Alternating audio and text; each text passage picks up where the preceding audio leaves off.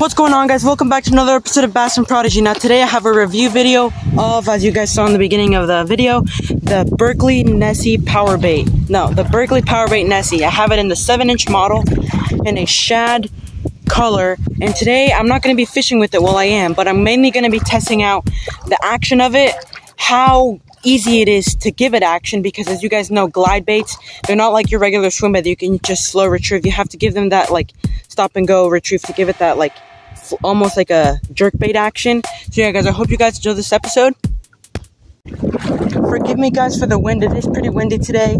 It is supposed to rain later today. But yeah, guys, here is the Berkeley Nessie. They sell it in a 5-inch, a 7-inch, and a 9-inch. I have it in the 7-inch.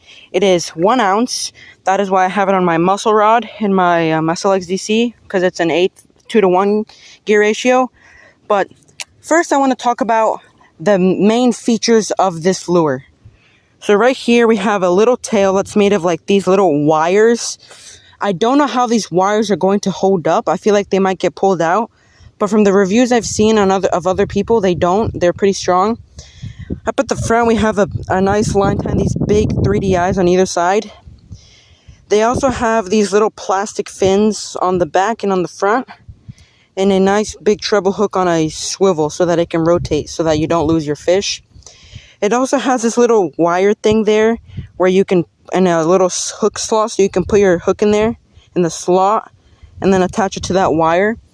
My only concern for this bait is it's a soft plastic bait. So the only thing that is holding these two big heavy sections together is a thin piece of plastic, and I don't know if you guys can see that, but there is a little mesh lining about this long, a mesh that long connecting the bait. So my only concern is that whenever you catch a big fish or you're trying to skip it under trees, the more you use it, the more that might get weak and it might rip off. But first I want to see the action of it. So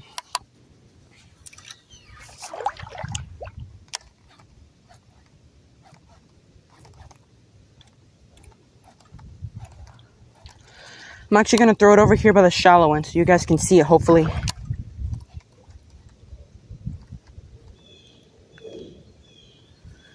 It swims pretty good, but, so yeah, guys, look.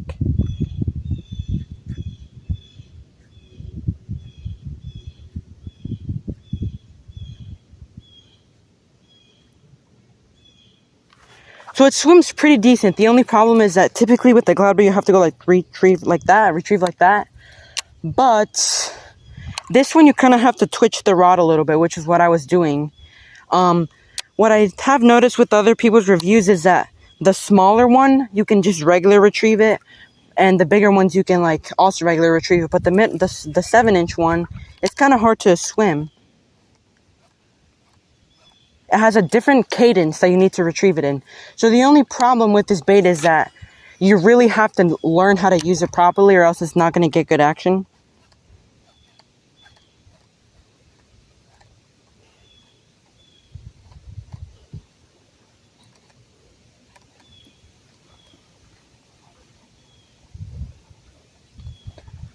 But the other thing that's really good about this swim bait is that this glide bait is that it was only $10, and it's a soft plastic one, so it's cheaper to make, and it just looks really good in the water, like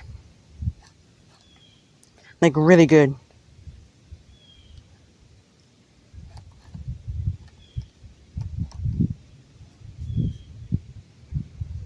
I don't expect to catch a fish on it, but if I do, we can also check the durability of it. But this video is mainly to see like the features of it, if like to show you guys if you would want to buy it, the price, and also like how good does it swim. But it swims pretty nice, like I showed you guys before. Swims pretty nice.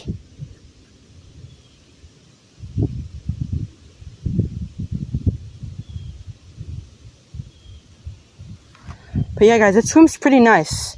So that is the Berkeley power bait Nessie 7-inch. I hope you guys enjoyed this episode. It was mainly just to show you guys what the bait looks like, how it swims, just to show you guys the basics of it, to see if you guys might want to get it yourself. But yeah, guys, I hope you enjoyed this episode of the review of the Berkeley Powerbait Nessie. And as always, guys, stay happy, stay positive, and go catch some fish. Peace.